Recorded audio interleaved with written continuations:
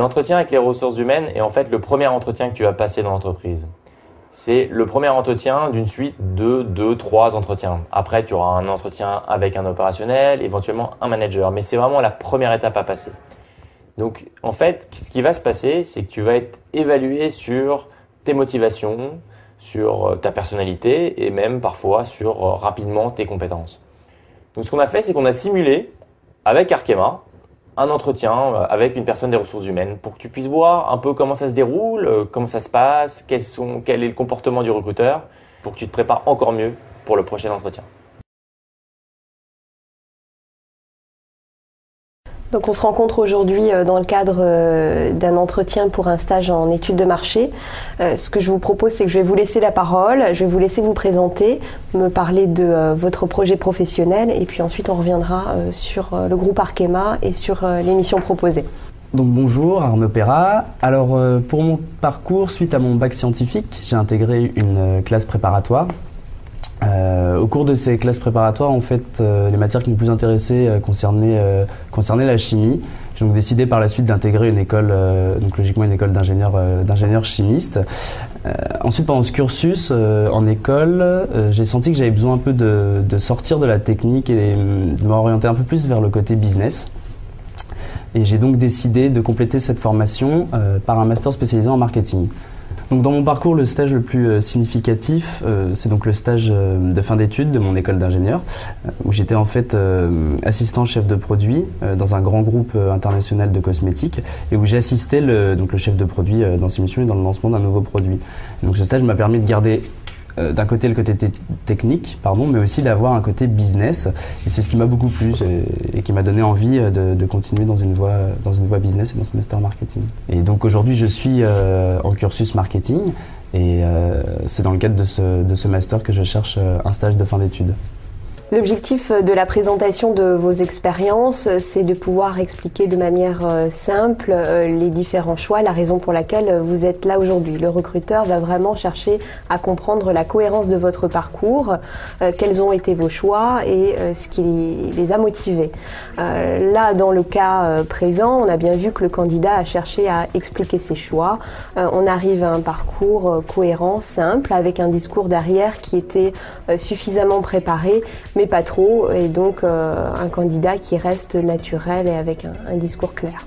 Quand vous abordez vos expériences professionnelles, surtout veillez à être clair et structuré dans votre discours.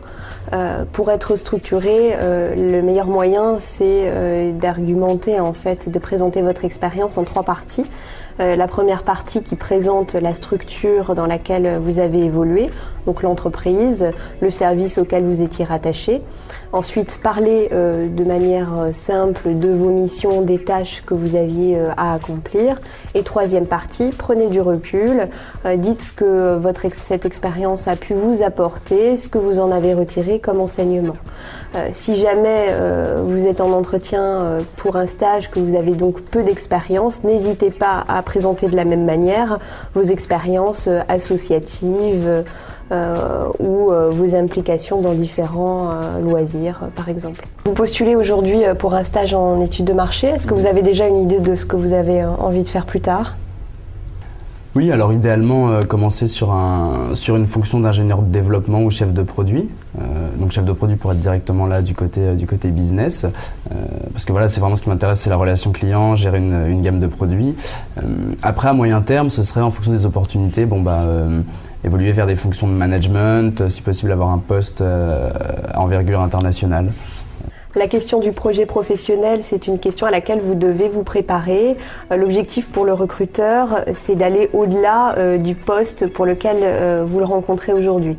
Un recruteur, notamment quand il vous recrute pour un premier poste, il vous recrute pour ce poste, mais aussi pour les années à venir.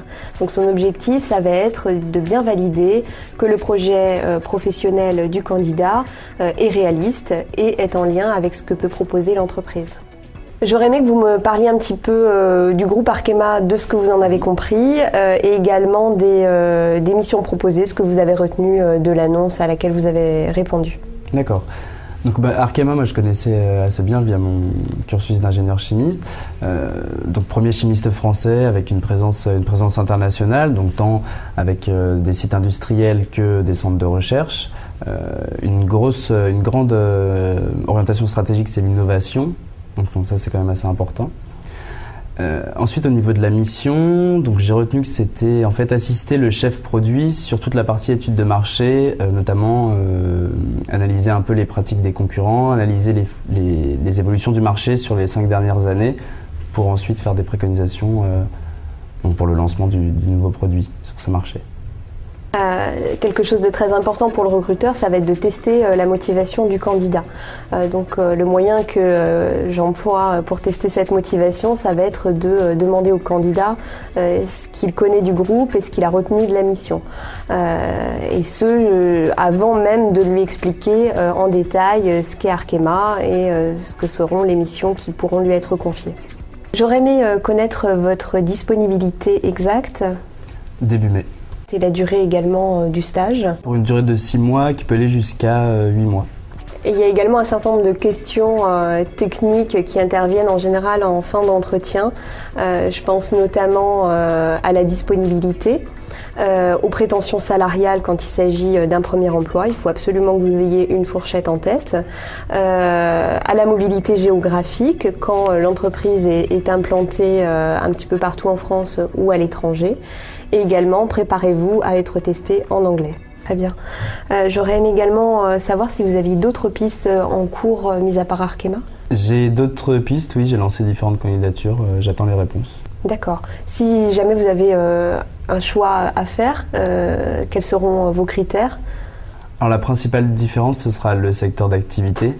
Moi j'ai envie de continuer dans le secteur de la chimie, donc c'est vrai que je donne priorité à Arkema. La question sur les autres pistes du candidat est une question à laquelle il faut plutôt répondre de manière honnête. Ça permet surtout au recruteur de situer le candidat dans son avancement, dans l'avancement de ses recherches. Peut-être d'être vigilant sur la nature de ces pistes. Ce qui pourra mettre la puce à l'oreille au recruteur, c'est si ces pistes sont un petit peu incohérentes, si le candidat mène des pistes dans des secteurs ou sur des missions très diversifiées. Il faut quand même garder une vraie cohérence dans la recherche d'emploi. D'accord. Très bien. Mais écoutez, tout ça me paraît assez clair. Je vous remercie d'être venu. J'ai encore des candidats à rencontrer pour ce stage. L'idée, c'est que moi, je sélectionne 2 candidats finalistes qui vont rencontrer l'opérationnel, le responsable du stage. Et c'est le responsable du stage qui fera le choix final. Très bien.